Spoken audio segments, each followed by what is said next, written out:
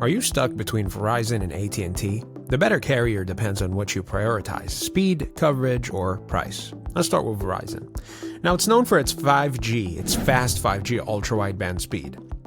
Strong performance in most urban areas. It's great for streaming, gaming, and hotspot use.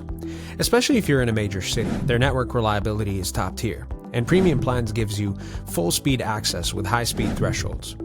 But that plans are expensive, and some perks like hotspot data or premium network access are locked behind, higher tiers. AT&T, on the other hand, is more consistent.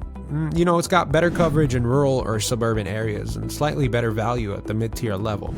Their plans tend to include, hotspot data and premium speeds without forcing you into the topmost option. Plus, AT&T's 5G is improving fast, especially with C-band expansion. Still, it's a bit behind Verizon when it comes to top-end speed. Both carriers do throttle after data thresholds, and both tack on taxes and fees unless you're on specific plans. Nothing is cheap. But AT&T often runs better multi-line deals. So what's the call?